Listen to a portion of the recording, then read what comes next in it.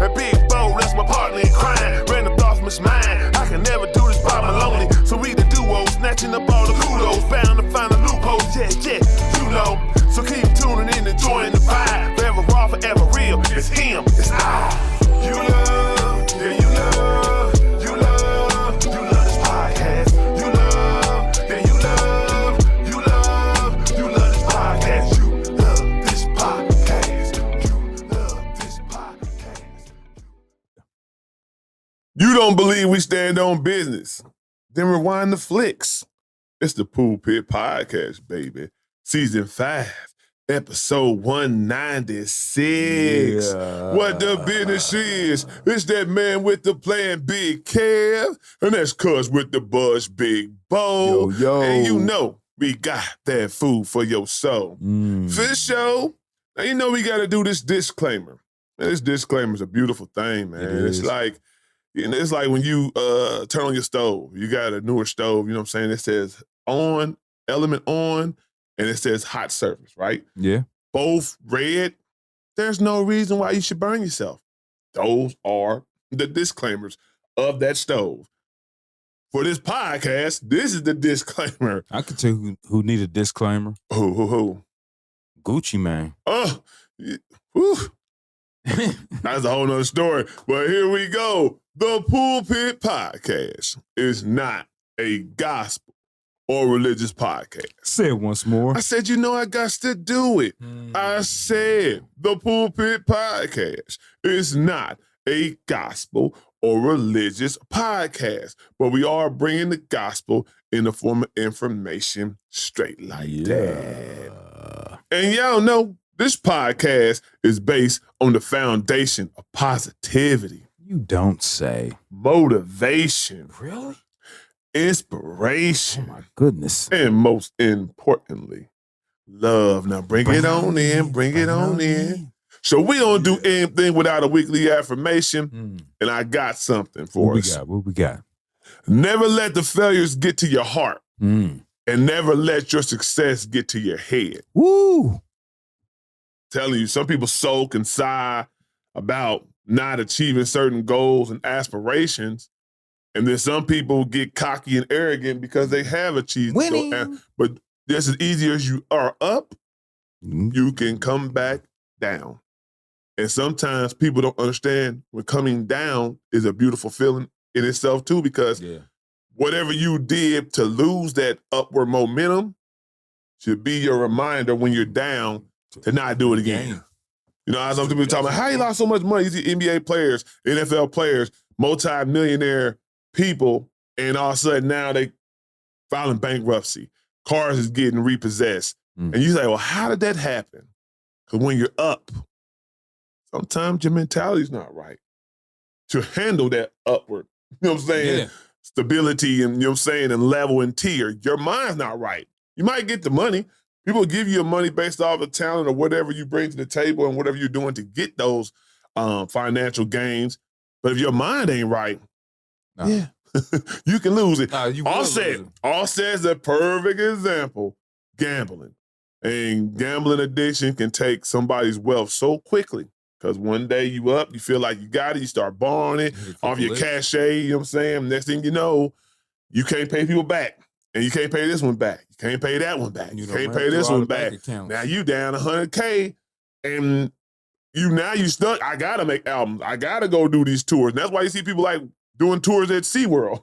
Because sometimes you just get in those financial jams where, hey, you gotta make something shake. So always remember that. I think gambling addiction is worse than crack and because I think the problem is at least with crack, you could kind of start seeing it, right? Like, you know, your health, you know what I'm saying? Just your family, your overall family. Now, you can lose your family in gambling addiction too, right? But normally it's an internal thing. Like, you don't even know. Like, you always think you're going to make that big score. Yeah, you're going to make that big score where it's like you know, nigga, I just got high. I wanted to get high. Yeah, I want to get high. I'm cool, nigga. I get high. I'm a functional crack addict. Yeah. But whereas somebody, I'm going to make that score.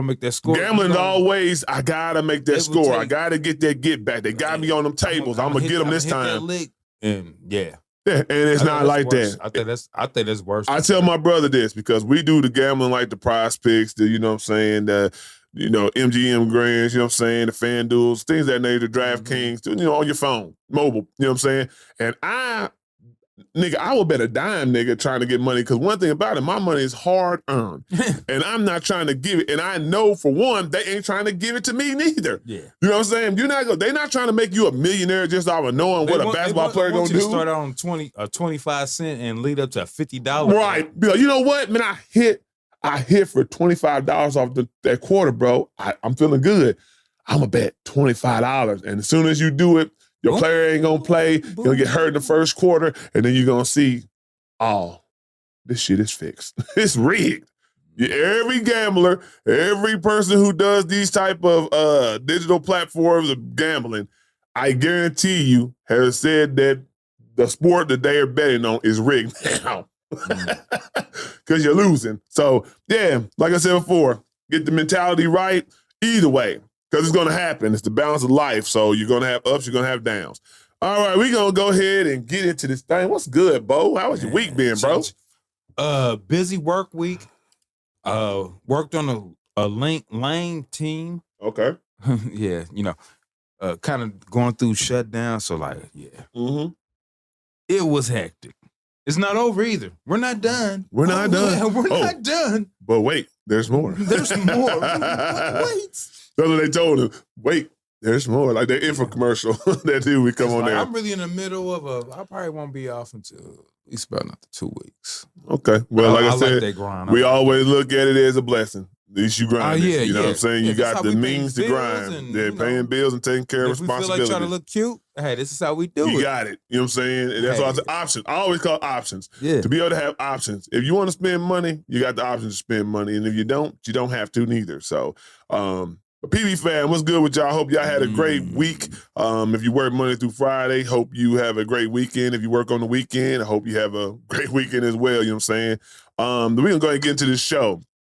So I have been checking out some things and whatever, and I seen that there had been a lot of reboots popping up lately or in future planning. And I wanted to know, is the reboot game killing creativity, or is it just bringing culture back?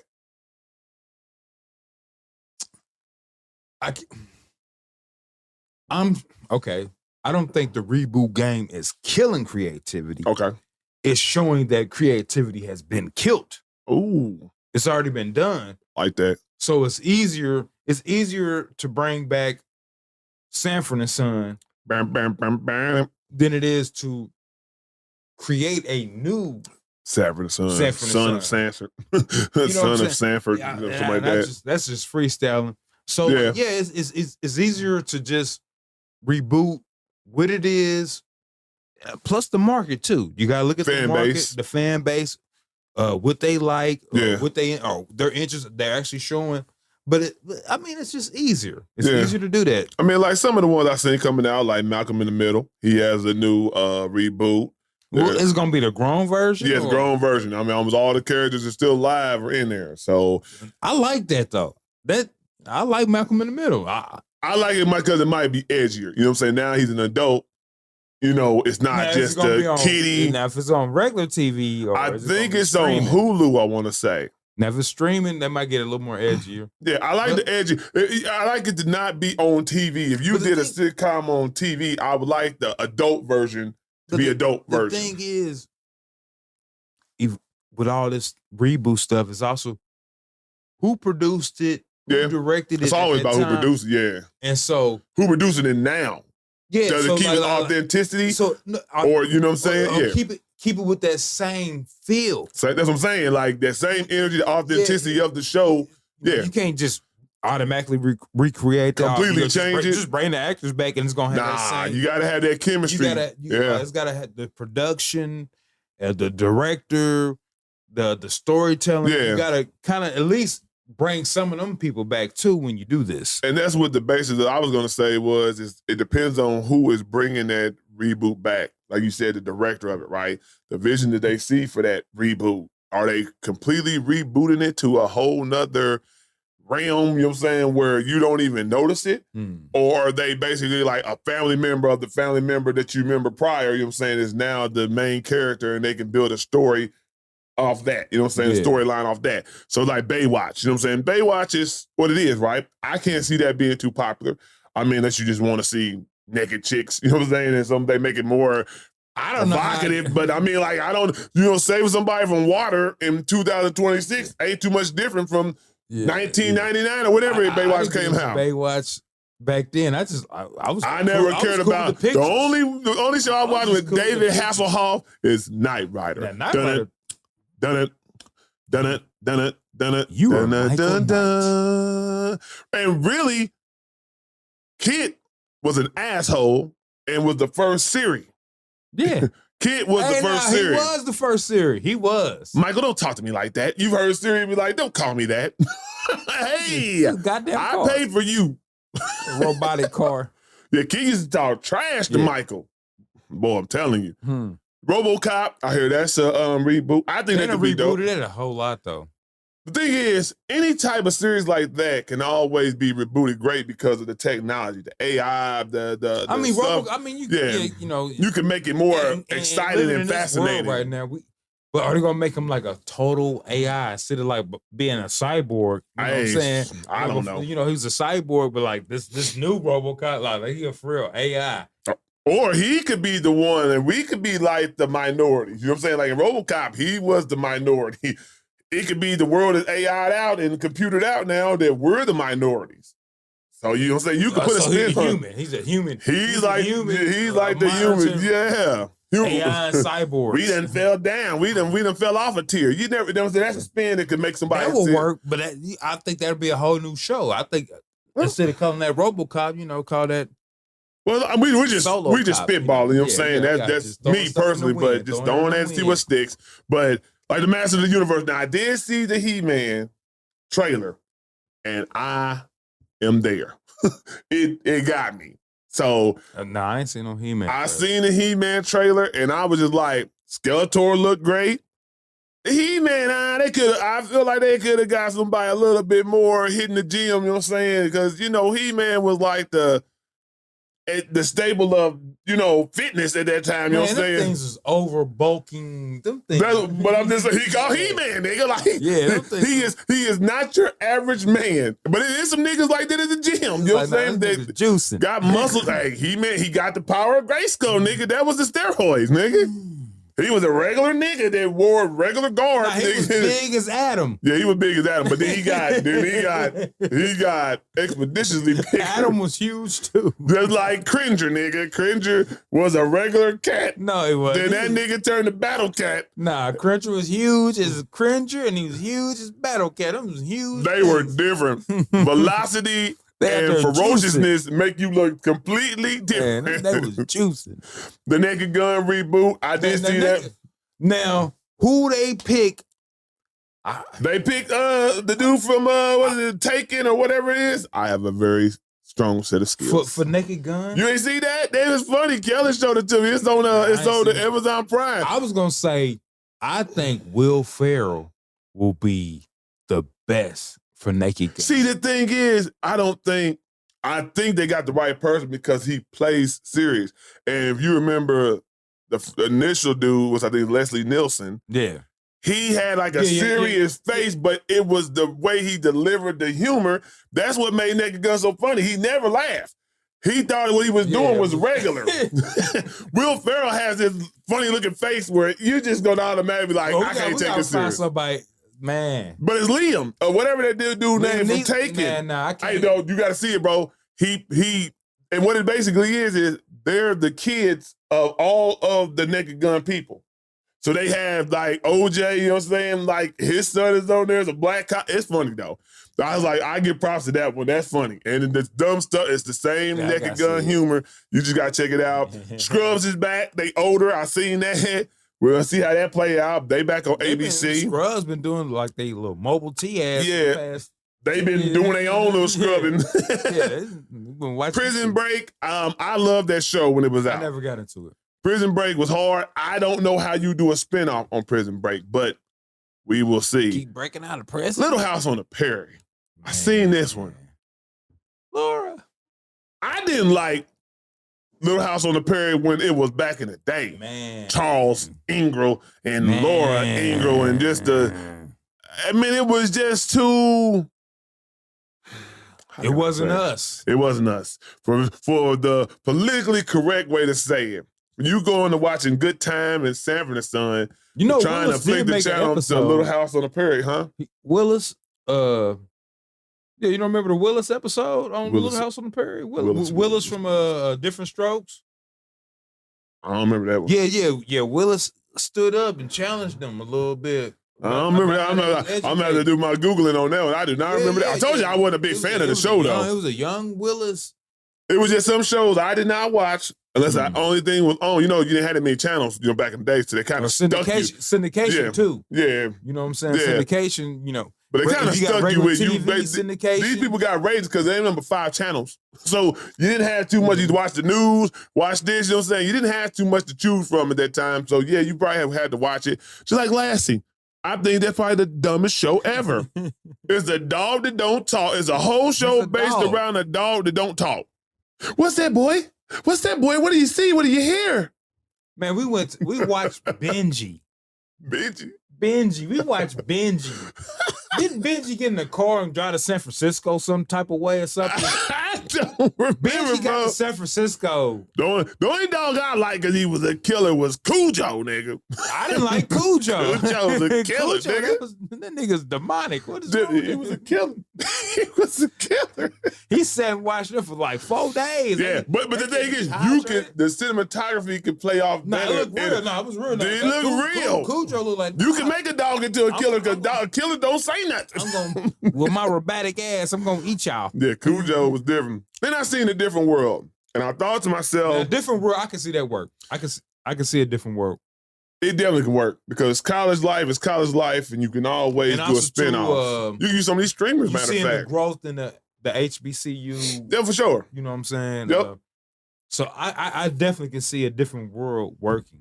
Yeah, I definitely see that too. Like I said before, then you can incorporate some of these younger streamers. But I think they will make it more dramatic instead of funny. You know, just like they did with The Fresh Prince. That's why I didn't like it. But The Fresh Prince was actually good. It got better. It grew on me. After you get past the nostalgia of knowing what that show was about and you invest into the new show, it wasn't bad. So I had to get the other version. I said, this ain't Will. This ain't Uncle Phil. This ain't Jeffrey. Once you get past that vision and nostalgia of them characters, you start to get into that storyline of this new one. Not bad. Not bad at all. So y'all let us know what y'all think about reboots. You know, why you think they're good, why you don't think they are. You know, and anyone we missed, something we didn't see or haven't heard about, let us know in the comments. You feel me? All right, Bo.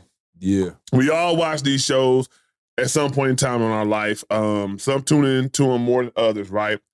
But have you ever just sit there and watched a show that you actually did get into and thought about which show do you honestly think you would survive or actually make it to the end?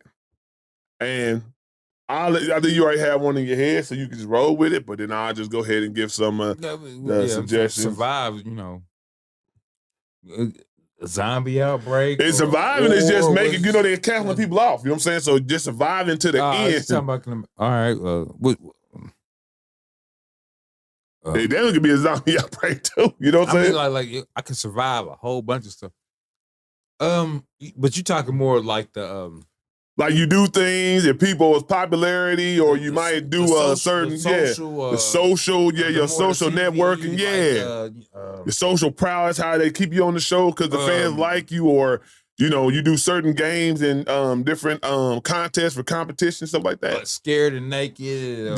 Naked and afraid. Naked and afraid. Okay. What's the other one? Got Big Brother. Big Brother. I think I can handle my business on Big Brother. That's a social game. So that's yeah. And it's a psychological game because you're not trying to play certain cards. You try to play certain people against each other. You know what I'm saying? So I think I can do my thing on Big Brother. See me, I'll just tell you what I can't do. I'll just cancel myself out of Naked and Afraid. For one, I don't want to be naked. and just walking around in wilderness.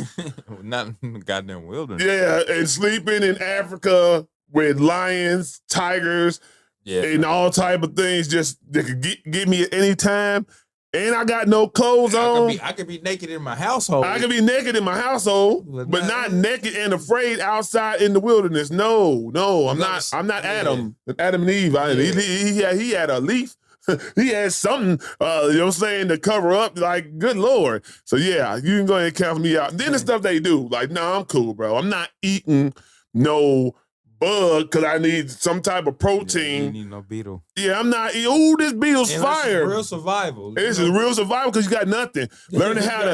You can't even drink. Matter of fact, you can't even drink the water because the water could be contaminated. So you got to boil it to a certain temperature. But what if you don't know how to make a fire?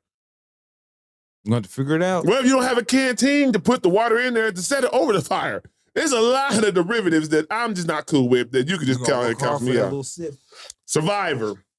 Yeah, Survivor do a lot of stuff too that I'm not with. Anything outside, you can really cancel me out. He said anything outside. In the wilderness, you can pretty much cancel me out, G. I'm gonna need to be on the show like, yeah, no, I ain't no wilderness nigga. I ain't the lumberjack nigga. I'm not the nigga who want to go out camping or be out in the wilderness nigga. I barely made it when we went to the damn mountains in Tennessee. I hated it. Every minute of it, I hated it. It probably was the worst trip ever. Do not recommend. Unless it was in wintertime. I'll go back to the cabins when it's cold in wintertime. But summertime?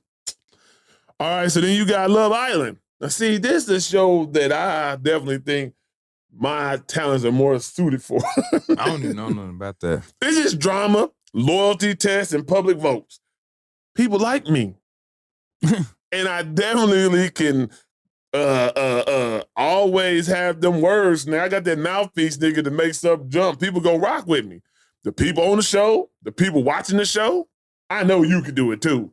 Yeah, I ain't watched that one. The only thing I might get kicked out because too many women might like me, and then they be like, well, he ain't nothing but a womanizer. Kick him out the show. He's just on here for this, or he already had one before he came on the show. He just came for some money. Hey, man, don't be blowing up my stuff, man. I was thinking of, New York. You look like a Love New York type nigga. Hey, nigga, I'll be on the show for the love of Kevin. I have about 30 women. I'm talking about the love of New York. What's her? Yeah, right, but it was everybody was buying for her love. Niggas, that's what I'm saying, though. I ain't gonna be. I'm not chasing. Nigga, you got me. That'd be you, nigga. I ain't chasing nothing. I'm gonna be the star, nigga. It be like for the love of Big Kev, nigga. Nah, you look like you chasing. Nah, nigga, we don't chase them. We replace them. I don't even do that, bro. Don't even do that. We know better than that. But anyway, you look like a Florida nigga. Nah, this nigga look like he would do the show like the Ray J show, nigga, having them do dumb stuff. I need to see you fart or vomit to show your love for me. That's how I like my women. Look, don't I know this nigga? Yeah. The challenge. Now the challenge on MTV been on there for a long time. I am a fan of that. I definitely would just get in top tier shape to do that. You know what I'm saying? But some of them don't be in top tier shape. They get in top tier shape to do it. You know what I'm saying? So if I wanted to do all those type of things, but the height stuff and jumping off of mountains to bungee cords, yeah, that's probably where I'm probably going to tap on out, or I'm going to have to go into the cage or the duel, whatever at that time, because I didn't do that event. And people be mad at me, you know what I'm saying? The circle, I like it because it's strategic. And it's a catfishing game and it's a social game. The circle's basically where nobody sees your face, you interact with people, they show your Instagram, but they don't know exactly if that's you or not. It could be you and it cannot be you, right? So they try to dictate the interactions of trying to get a feel for if a person's lying, who they are, you know what I'm saying? So it's a real psychological game and understanding the social impact of it. I don't play games. Fear factor, nah, man. Oh, step on some hot coals. No, like it was like Dave Chappelle. He said, for some crack, this ain't nothing, Jim. This ain't nothing. He said, I've done worse on the streets. Hey, nah, man, when I seen them putting your head in a box and putting your worst fears inside that box, could be a scorpion, could be a spider, could be snake, could be all of them. and your head is just inside of them and you can't just knock it off and you don't want to make them mad. So this is your face, G. Like, no, count me out. That is my fear. And yeah, that's a factor too. I'm out of here. So I wouldn't make Fear Factor neither. There's only a couple of them. I could probably do Fear Factor. I would love to watch your head go in a box full of deadly animals and see if you really are that nigga. Nigga, I had roaches crawling. I don't care about them nigga, the roaches. I don't care about them roaches, nigga. I'm talking about spiders, scorpions, snakes, all the unimaginable things. Nigga, they gonna get on your face and your mind gonna race. As long as they don't, and I want to see you mess with them. You had the regular roaches, nigga. I want to see you get them big old giant nigga. You don't know what kind of roach. Nigga, you didn't have them African roaches that be this big, nigga, that look like a plate. That's prehistoric. Nah, you didn't. Yeah, nigga. I'm talking. That's the one they be having. They call them the hissing roaches. Them big old giant ones. Nigga, you didn't have them. I can promise you didn't have them. Just close my eyes. The roaches just danced on this nigga. Just close my eyes. Nigga, fuck that. That's how we doing some of these bitches. Just close my eyes. I've done it one time, way back in my days of going over hood rats' houses, sleeping. And one time I fell asleep on this girl's bed. I woke up. It was a gang of roaches on her bed. And you look up on the headboard. Now, they didn't get on me. Thank God, because I'd have lost my shit. But anyway, I seen them on her headboard just crawling. Like, where the hell y'all going to, G? I'm out of here. They marching down. Hey, I shook down every piece of clothing. I think I might have drove home. I might have drove home naked, G. I might have drove home naked and said, I don't even need that shirt no more. I don't even need them pants no more. They was cool, but I can buy some more. I don't even want to bring them to my crib. Nah, nigga. Roaches? No, we ain't doing the roaches. And y'all all seen my video when the roach jumped out the doggone thing or the rental car. So y'all know I wasn't with them roaches like that. Squid Game. Now, Squid Game is an interesting one. You die. Well, you can get a lot of money if you don't. Yeah, I ain't playing no game where you die. I mean, you could die in all them games, really. Something can go wrong, nigga. Anything go wrong at any time. They doing those you in the heights and stuff like that and putting you in cars. Anything could go wrong at any moment. But they got regulations where we sign and make sure. They also ain't giving that big old pot of money like that neither. That Squid Games is... Nigga, Squid Game is a once in a lifetime. If you had bills, and that's why they picked the people they picked. People who were in debt and needed that fix. I'ma stay in debt. Me too. I'm lying. It just sounds good to say. I couldn't do Squid Game neither. Once I see that first nigga got shot, especially on that nigga, I'm a big nigga. When that nigga try to stop and don't move and that little girl turn around and shoot niggas, nah, nigga. I'm good. But y'all let us know what game you think you should survive and get to the end. And can y'all survive Bob Barker? Dun, dun, dun, dun, dun. The price is wrong, bitch. All right, so on the front, I just seen yesterday. I couldn't believe this one with my own eyes. Chris Brown and Usher have decided to do a joint tour, and what I got to thinking was, who would be the headliner? There is no headline. They are the headliner. They are the headliner. Don't they got a couple songs together too? Yeah, that one song with Rick Ross is on. I forgot it on. And Rick Ross' verse was horrible on that one. He should. That verse was not a good verse, Rick Ross. I think it's like another song that Chris Brown did. That most of them are Chris Brown songs. Usher jumped on. I don't think it's been the other way around. But what's the song they just did? And he took the Usher song to sample though. They so talented. I can see them on a tour where like songs that they did not rock with each other. Yeah. Do revision. You sing on this one. I think this would be a dope tour. I think so too. I mean, and one of them like, this is, you don't need an opening act. Just dun dun. Hey, this is one of them ones that make even men want to go see the show. Yeah. Like, I really want a ticket to this show. I do. And I know it's going to be hard because all you women is going to be trying to get you Chris Brown on and your Usher on, but I kind of want to see this show. I am a huge Usher fan. Chris Brown has grown on me. Definitely like a lot of Chris Brown songs. There's never been like I didn't like his songs, but he's not to the capacity of Usher to me, you know what I'm saying, in my mindset. But putting them together, I can't see the show not being bad. Because what Usher don't do dancing-wise, we know Chris Brown gonna bring. And what Chris Brown don't bring singing-wise, we know Usher gonna bring. So you are going to get entertained thoroughly the whole show. And wouldn't it be dope?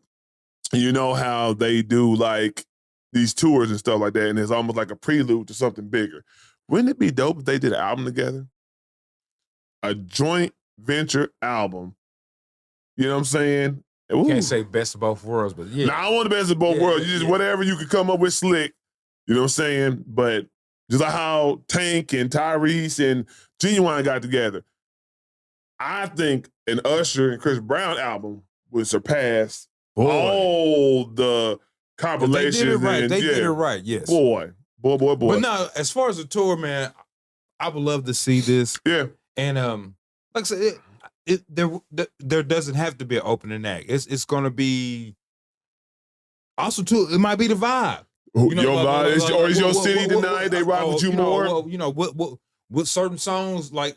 You know, when you do get on tour, you know, it might be, hey, certain songs, we play this song, we do this song. This song goes ham here. This song go ham here. You get some going, and then. Or you just be like, hey, nah, these people rock with you more. You know the demographics, you know what I'm saying? People know the analytics of stuff. Yeah. So like, this city, this state rocks with you more. You need to close. You know what I'm saying? And whatever. I'll get it jumped off here. This is my, you know what I'm saying? Like, if you could take the ego-ness out of it, you know what I'm saying? That's the thing. Yeah, it's got to be team tours players. like this is going to be two niggas that don't have egos that kill the tour. Because we all know how things go on tour life. You know what I'm saying? I got to have it this way. How much is he getting paid? How many dancers he got? Why his set so big? You know what I'm saying? It's all these little things that get into tour life. Why is his tour bus bigger than mine? You know what I'm saying? Like, every team needs to be elite because these is two elite dudes where you don't have to have those type of things creep up inside of it, and it should be great entertainment. And I know you women, they gonna have to get one show to know if it's good and legit. Like I don't know if they're gonna have to do a Netflix, some streaming, do a live concert, just to at least. What I think is the show. They know how to work with each other because they've been in cahoots with each other for a minute doing little things. Only thing will be the behind the scenes stuff that we don't know about because that's where the tour gets derailed by egos, you know what I'm saying, and entitlement. So we'll see.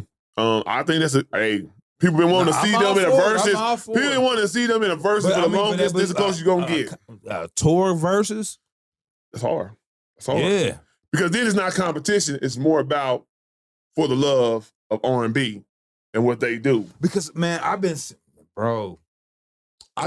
seeing these highlights from the Boyz II Men. Oh yeah, the old heads is killing it. Them gentlemen. I heard the people who went to the show. They it together. They doing. I mean, that work. All the acts. I mean, they tap dancing. They hitting notes. Like they not giving you no half nothing less than what you were accustomed to. You think we just on the cruise and they standing in front. No, they not just singing, they performing. Yeah, they performing. Doing what they did. Like, you know what I'm saying? Some people don't do what they did because they can't or just don't. You understand, these gentlemen are 60. Yeah, and still doing women it. Are 60. And they look good. You know what I'm saying? Still look good for, So, shout out. Shout out to Boyz II Men New Edition. And who else on there? Tony Braxton. Tony Braxton always look good, though, so, you know, it is what it is. Not a problem. Birdman. But anyway, all right, Bo. So, I gave Bo this earlier, right? And he was kind of peeved about it being East Coast. But I look at it like this. In this era, these were like some of the top albums that sold unbelievably and impacted hip-hop at the time they came out. So I think it's a good collection of them. And it's a very, very hard decision, depending on your taste. But Bo, one album has to go. DMX is Dark and Hell is Hot. 50 Cent, Get Rich or Still Die, Get Rich or Die Trying. Nas, Stillmatic. Not Stillmatic. Jay-Z, The Blueprint.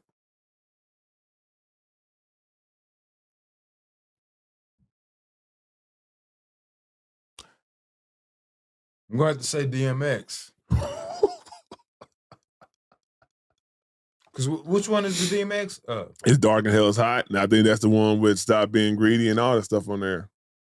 That's where Stop, Drop, shut them down, open up shop. Because I think I like the other one. You know, the Flesh of My Flesh? The one that had I'm slipping, I'm falling, I can't get up. I think that's Flesh of My Flesh. I felt that one more. So that's why I can give up. Yeah, amongst this group. But yeah, that's a rock and a hard place, ain't it, though, man? You're gonna get killed either way you go. But yeah, between that, because to me, that Flesh of My Flesh is more classic to me. So I want to say, hey, which one on there on Flesh of My Flesh? Ain't no way you're gonna stop my flow. Ain't no way you niggas just I think Flesh of My Flesh. Yeah, where niggas is about to go. Oh. Yeah, that was my cut. Ain't no way. Ain't no way was one of my hardest songs, though. But also too, his actual, like, people don't understand that. What's the one? That was Y'all Gonna Make Me Lose My Mind. That's either that might be Flesh of My Flesh, or it might be the other one. That's farther down the line. No, you sure? That's what DMX did. It got to be the third one or fourth one. It ain't Flesh of My Flesh, but My Blood. He was putting them out so often. But he put the two back together same. Yeah, it's Dark and Hell is Hot, and then Flesh of My Flesh, but My Blood came out right after. I want to say, and then that one after that says, y'all gonna make me lose my mind up in here was what was it called? Why can't I think of that DMX? Between that, yeah. But yeah, y'all get the picture though. Me, you ain't gonna take out no Stillmatic. You're not gonna take me. You're gonna be mad. But what you gonna take out? Stillmatic? Gotta take out Stillmatic. And the reason why I say that is because just preference and taste. Like nothing, like Bo said, you would be rocking hard place. Neither one of them are bad albums. Or you know what I'm saying? They're classics in their own right. You know what I mean? But for me, DMX, when I was listening to Stop Being Greedy and Rough Riders Anthem and all the other stuff, you know what I'm saying, how it's going down and all these, hey, no, I can't get rid of that one. And we already know the 50 ain't going nowhere, period. Of course. That it's me, you know what I'm saying? We are, but that's I mean, hell, the album is fucking diamond. There's no way. This is probably arguably one of the best albums in hip-hop ever, almost. I don't see no skips. But that's another debate. And the Jay-Z, the Blueprint. Come on, man. The Blueprint, at that time when it dropped, them samples, that soulfulness. So yeah, y'all let us know. It's a hard decision, but I just wanted to mess with your head for a little bit. I'm putting, like sometimes you gotta put people in a hard place to see how they respond. Yeah, just to see. All right, now we're gonna go ahead and get some sports entertainment. Shout out to the women of the WNBA getting that munyon. Yeah, they're getting a little munyon. Getting that munyon. I mean. I think Jackie Young was the first one to actually sign for a contract of $1 million. You know what I'm saying? These women ain't seen that money like that. I think Kelsey Mitchell just got something. She got 1.4 from the Fever. And these are, I guess they call them like core players, you know, like WNBA, you know, one thing I want to tell the ladies is that basically y'all entering these waters that the men enter, right?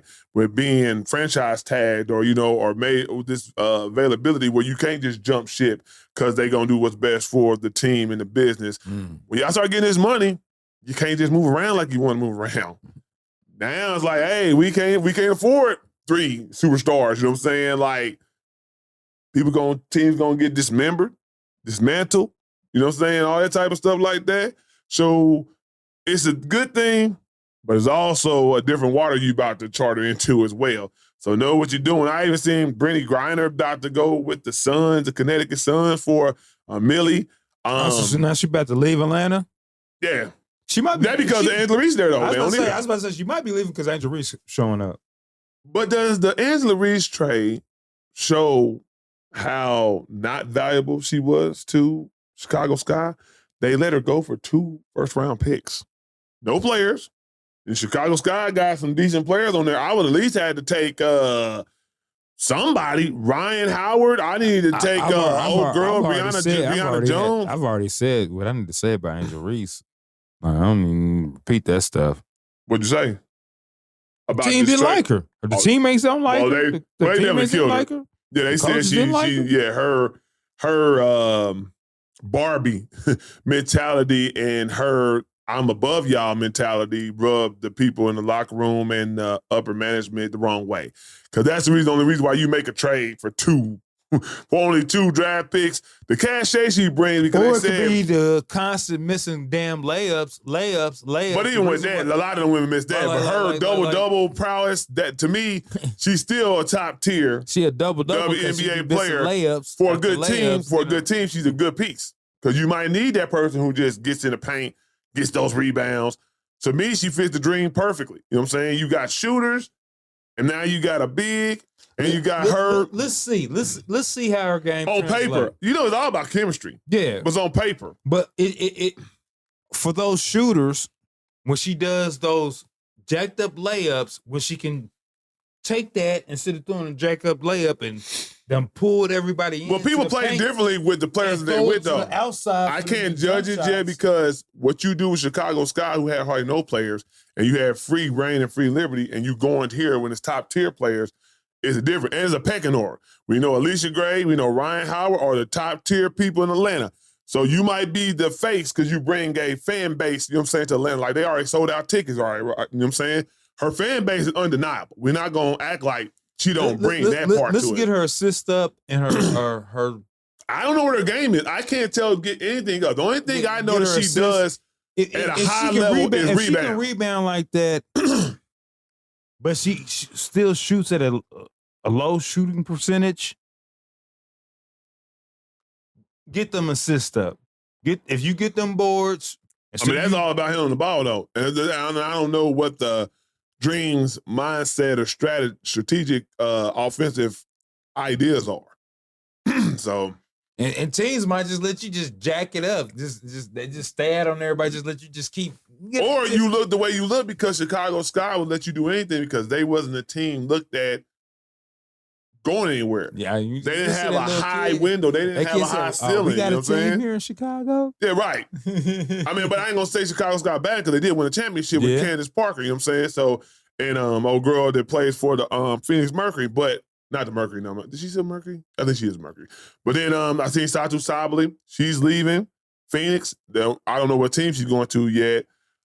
Pretty much the Aces players are staying home. Asia will be signing probably the biggest contract they've ever seen. Chelsea Gray, she signed with them. Like I said, Jackie Young signed. Also, I seen Ephesians staying put with the Lynx. I seen Aneka Bumake. She's leaving the Storm and going back home to LA. She probably want to finish her career, you know what I'm saying, as a Spark. Who else I know that moved? Umbawali from the Wings, she's staying put. Probably that Paige Becker. She was probably like Paige Becker is who she is. She's the truth. I don't want to leave this. I want to see if we can make something happen with this. You know what I'm saying? And she didn't even take the Millie deal. She said she wanted to take less so she could make sure the team is a team. You know what I'm saying? They could put money into better players and whatnot and just make it all better teams. So them type of players, those ones build good teams right there. It's one other person the Liberties. Sabrina Nescu, Stewart, they all staying put. You know what I'm saying? They all were free agents and could have left. So the WNBA should be a interesting season. Free agent, they know we got new teams, whatnot, expensive teams. The Portland Fire is another team I can't think of offhand. They starting up this season? Yeah. Okay. Because matter of fact, Sabrina, not Sabrina, her name is Mabry. They got traded from the Sun with Brittany Sykes. They're at the Fire. You know, they had a draft. Yeah. All the players, you know what I'm saying? I think, matter of fact, somebody who was on the Fever had to go over there too, or something like that. I forget what they call them. I can't remember her name. But yeah. So some shakeups, and you know, still free the season where free agency is running wild. So, you know, definitely the WNBA will be out to something to look forward to. You know what I'm saying? Hopefully they keep bringing a better product. Now y'all got your money. Don't fizzle out and make the product bad. You know, you're gonna be out there fighting each other all night. Hey, that's a good product too. That's a good product too. Have you noticed though in basketball, it's been more fighting going on in basketball? Hey, I mean, boys are getting scrappy. College pros. Hey, I'm seeing more fighting going on in basketball. Who knows? Maybe more than even like football. Maybe it's more allowed for ratings. Who knows? Never know. That's something you gotta look into, but that's something deeper. Then I seen that Kanye West, after the 2 sold out shows he did in SoFi, he was supposed to do the Wireless Festival in the UK, but the UK banned him and blocked him, so that got canceled. And I think it goes along with the point you were speaking about last week, where you got to show me. People are still going to be standoffish about your apologies, about your behaviors. Are you really changed, or is it all for what's new now? You know what I'm saying? And I don't knock them. I think people do need to make people buck right now. Yeah, I do think people need to show who they are for a certain amount of time, and all apologies don't have to be accepted. We need to normalize that. Yeah. Like, you might apologize, but your actions just don't fit it. Just don't cut it. So then the thing is, I had to go back and look at a lot of stuff that Kanye West said. Like, literally. People brought up, he's done so much, sometimes you forget about some of the things. My boy was on a run of bad press. He was on a run. Good during a 10-year, almost 11-year run of saying some outlandish, just crazy shit. Yeah, that rub a lot of people who got money. Yeah, that's wrong. The thing. Rub a lot of people who got money and in high places the wrong way. Yeah. Especially the Jewish community. I don't know how you easily get back in good graces with them for all the stuff that you said. Sometimes, like I said before, my motto, everything don't need to be said. You can have thoughts in your head. You got free will and free press and accessibility to say whatever you want. Are you ready for them long-term consequences that follow your actions? That's the key. Exactly. And most ain't be like, hey, I was just playing. Let me back in. They be looking at that bank account like, dang, hey, let me back in. Come on, guys. I was just playing. This tour costs what? You never heard of that little joke? I'm not going to make this much on this tour. Yeah, now you look at the baby. The baby said he went from doing 100,000 shows to doing 20,000. You know what I'm saying? Like, that's a cut. You was doing $100,000 to $300,000 for shows and stuff like that at the height of your career, and this one slip of a word and not humbling yourself to apologize for that word, saying you standing on business, it's a big cutback, especially in the peak of your career. Boink. For real. What else we got to talk about? Oh, well, we were just seeing the video, right? What? The man at the ring camp about, just walking up randomly to somebody's house, and he came off as a real nice guy, and he was like, hey, who's in there? And he's like saying stuff, I'm such and such, you know what I'm saying? And the guy was like, I don't know you, and can you get off my doorstep? And then he eventually angers the man. So basically him telling him to get off his doorstep, he's like, let me in now. And he kicks his door. He's trying to tear off his ring camera and stuff like that. And so Bo said he would just shot him through the door. Yeah. But does that set a precedence for people like when you're just black and you go knock on a white person's door and they deem they were scared to just shoot through the door? Now, if you start tearing up shit, yeah, I'm going to shoot through the door. If you kicking and battering and boom, boom, and kicking. He was wild now, G. Now, it's one thing, just pull up, ring the doorbell, like, hey, I'm such and such. Nah, if it's somebody you don't know, but when somebody's being, this ain't. But what I'm saying is, you set when we seen it a couple times, right? We ever seen young kids get shot. We seen a woman get shot. Where they say, I felt because it's going to be, well, what's your idea of being scared? You know what I'm saying? Like, if you think black people are coming to get you, you might be scared. If you think Hispanics are coming to get you, you might be scared. So you can say, I felt in fear of my life, so I shot through the door. That's why we have the ringers for this. Because it's one thing if somebody walks up delivering a pizza, they delivering a pizza. Like it's happened here. They deliver a pizza to the wrong house. I definitely happened here. And so you are like, oh, somebody do what? And you shoot through the door, bam. Yeah. But you got that ringer that records everything that shows that, hey, this person was just delivering a pizza. Yeah, you going straight up under the jail. But when you got a motherfucker acting irate, kicking and hitting your door. And I'll just add this little nuance. If any person you get into an altercation with says these words, I will end you, you might want to take them at their word.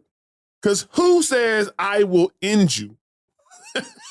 That sounds like that's a mad person. A mad, demented individual, to use that terminology. I don't mind fighting, but I'm not about to fight somebody that says I will end you. I will end you. No, I'm going to shoot you in your kneecap and see how you get up. Bang, bang, pow.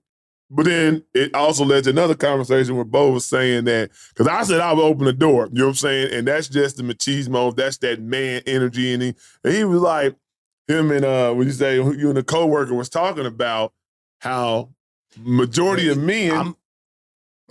Go ahead, bro. If that fool was kicking on my door and this and this and that, making all that noise,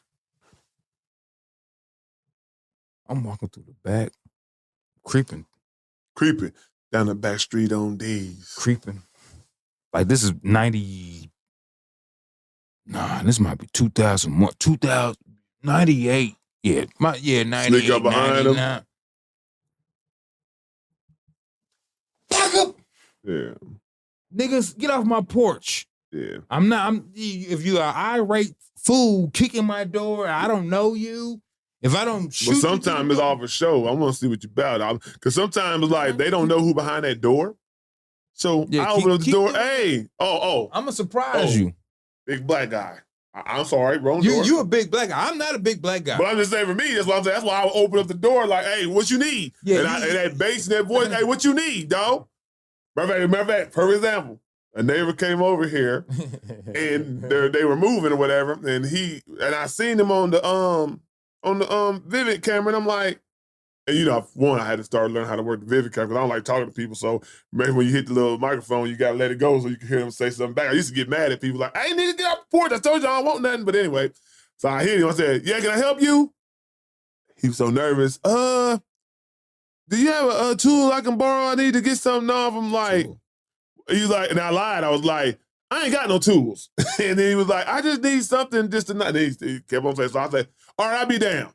Came down, opened that door. He seen the side. He was just like, I'm sorry to bother you, but I just need something to take this water hose out. We're moving, da-da-da-da, and it's tight. And I was like, and I had something that was sitting right next to me. So I was like, let's see if this works. Because I don't believe in just giving out my stuff. You know what I'm saying? What if you break it or you ain't doing what you say you do? Then now I got to go show you who Kevin is and put myself in a predicament because I know my daddy gonna come out of me.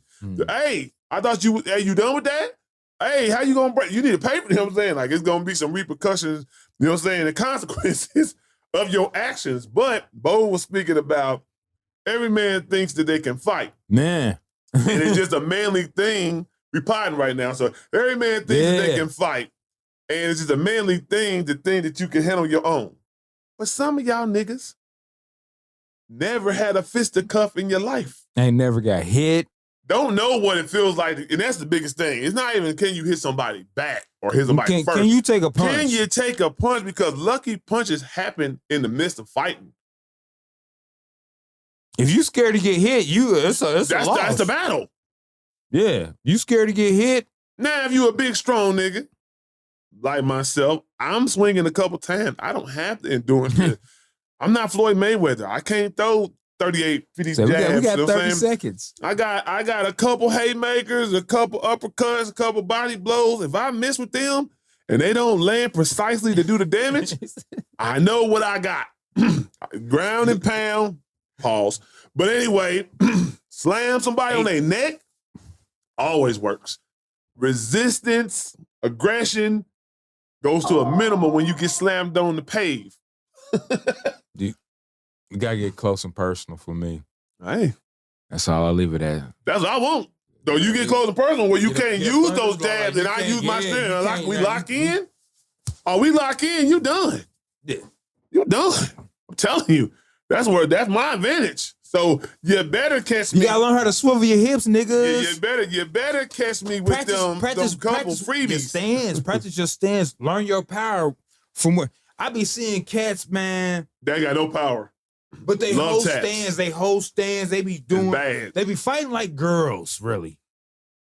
If I see you box like this, there should never be a punch where you leaning back, doing this. Like, oh man. Nah, you gotta put them things up, man. That, you know what? And I don't want to see these knees. The old school toys. Now you gotta put them things up. You want to guard that face. You know what I'm saying? You go definitely on punch. Anybody leaning back, I'm gonna bull rush you. Exactly. But if you covering your face, I'm gonna give you a body blow. Have you ever seen a nigga get hit in the stomach and be able to recover from that? He hit me in the liver. But you gotta have that power for it. You gotta turn the hips. That power, that torque, and get it right in that gut. Mm-hmm. Hey, I learned how to. I'm gonna tell you this. I learned how to box and how to put the torque for watching Billy Banks Tybo. Billy Banks Tybo. Who was I just talking about? Nah, the dude I work with. Yeah. Telling you, boy. I was just talking about Billy Banks. Jab, having that jab and turning your hip with a jab. Turn them hips. You know what I mean? Telling you, boy. And he was doing it to a day. You know what I'm saying? You get it now. Yeah. Hey, I'm telling you, do Tybo for a while. I'm telling you, bro. You be like, you ready to fight somebody. Instead of just looking good and your body looking good, you want to fight somebody. Hey, I want to test this. Hey, man, I've been doing these kicks, nigga. For real. Let's see what else we got. Anything else for music? Musically, I seen that Snoop Dogg dropped. He had a beard, man. Midnight, and he doing like 3 different characters. Snoop Dogg will go down. Beard, though. He bought that beard. We definitely grow it. He bought that beard. You can't get no Rick Ross beard overnight like that, nigga. And it was black too. It's like, it's all, you got grays and I love how Snoop Dogg can jump around into different genres and different aesthetics of music and still give good music. He's a great artist. He's back to hard West Coast G-Funk. If you get a chance to listen to it, I think it's like 12 after midnight, 10 after midnight, something like that. That dropped. DJ Khaled, I gotta say this, man. We gotta stop doing these production for lackluster songs, man. Like he did a whole super rollout the whole week, and I get it's Khaled. Khaled don't know how to do nothing minor. Everything is major and huge. But the Little Baby and Future song, one of them, did not live up to the other songs that they have out. And this collection has been doing songs with each other for the longest for DJ Khaled albums. Mm-hmm. It was not that. It was not that, and it just didn't give a good feel for his new album that's coming out pretty soon. I didn't really... they probably thought they rekindled something, Sheesh. But they probably, didn't really rock with each other. It's probably emailed, beats, what else came out? What else came out? Let me go look. I know Derringer dropped some Conway. Okay. It sounds like it was recorded probably 2019, but it's still some good stuff. And then you got a Conway and Benny song. Oh yeah, man. Them dudes ain't been rocking with each other lately. Right. But it's you hear that I seen Conway and Benny at a show here for Trees. I seen them too, and it's kind of sad that how they feel. You can see the chemistry was off. Man, the vibe was off. Something. But like to hear that song, it was a cool song. But man, that if Griselda, if you into that, it's a solid project. Yeah. Chris Brown has a single. He got a single. Yeah, called Obvious. I mean, it's typical Chris Brown. Chris Brown just knows how to make hits. He has a formula he sticks to. I know he's definitely gonna go down as one of the hardest working artists there is because he got a gang of albums, a gang of songs, and he keeps on coming with it. You know what I'm saying? So he don't miss. Lately, Chris Brown is not missing, not a bit. Who else got something that I seen? Mr. Mike has something. That's crazy. I thought it was somebody else who had something. My homeboy was asking me about Boosie. Boosie got something? Yeah. If I'm not mistaken. Yeah, I thought it was. Oh, well, then we got to talk about the Gucci man. No, we don't. We don't have to. Well, I'm gonna say this, man. We G for Gucci doing it behind the scenes. You know what I'm saying? Especially in that moment, right? In that moment of getting your stuff taken, and you as a business, you know what I'm saying, and it's at your business, you have to set a precedent of being a grown man, and as a CEO and as the business leader of that business, you would probably have to make that statement. But to come out with the step-by-step of everything that happened in a song, yeah, that was a little bit too much for me, man.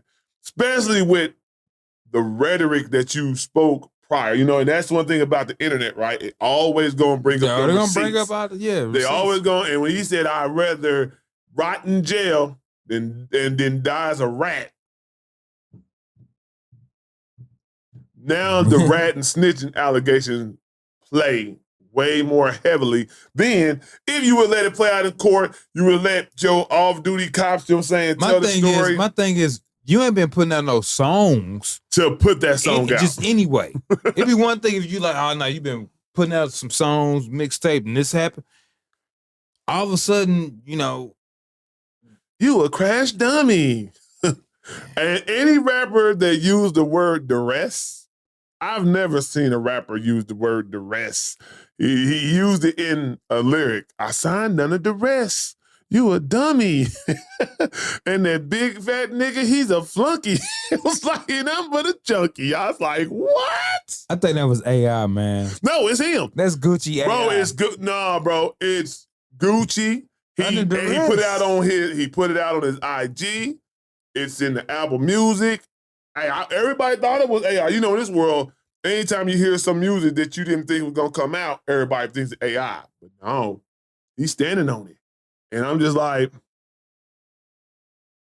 hey, bro, I don't know how you be Gucci Man after this. Man, Freddie Gibbs is stupid. He picked the Zaytoven beat to snitch on. Oh, man. Like, you still rap about street stuff, right? This is still your bread and butter, your calling card. How in the world do you make another album? How do you eat? How do you bring artists who are street artists to this 1017, you know what I'm saying, label now? If you, I almost feel like there's a self-sabotage. I feel like he wants to get out of that situation. Because why else would you do that, bro? I mean, but the way these cats want to eat, if you still got that bread and that connection, he's still going to put some artists on. But will you have that bread and that connection with what you've built off of yourself if everybody stop messing with you? You gotta think about it. A lot of street dudes mess with Gucci because they thorough. And one thing I want to say is we're not saying Gucci's not thorough just because he did this, because he definitely got a body on him in self-defense. You know what I'm saying? He's been out in the street, people about you. But I'm saying, so we're not gonna say he's not a thorough dude. You can judge whatever you want to judge, but I'm just saying, I don't think that was a good look for his business, basically being off of the world he lives in, you know what I'm saying, to make his business. Like, for example, he signed Pooh Shiesty because guess what? Pooh Shiesty was a street nigga. And people love the streets when they rap. You know what I'm saying? That's still a big part of hip-hop right now is the streets. And who he's connected to as far as record labels, they will go to him before they go to some other folks. So, like, regardless if he's got this case going on, if he finds a hot artist, and it's a label, like we're looking for somebody, they're going to still listen to him regardless if he's got some stupid snitch case. The labels that he's connected to are still going to listen to him because they know that they've generated millions. Yeah.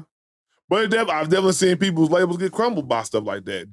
Maybe it's not snitching allegation, but just certain things can make people not want to rock with you no more. You know what I'm saying? So the things that made an artist, if I got 5 different labels on the table, all of them pretty much about the same money, you know what I'm saying, same promises, I might ride with you just because I thought you was solid. You see what I'm saying? If I'm a street nigga, I might ride with you because I thought you was solid. Not a label, an actual. I'm saying label. Artist to his label. I'm saying 1017 is the label. Artist, but you like I said, you have hungry artists who, I'm telling you, I ain't saying he won't, but most of the time, those artists that people want to hear, the street niggas, they gonna have their fan base like you signed to a snitch. It's like the street level artists that we're talking about, right?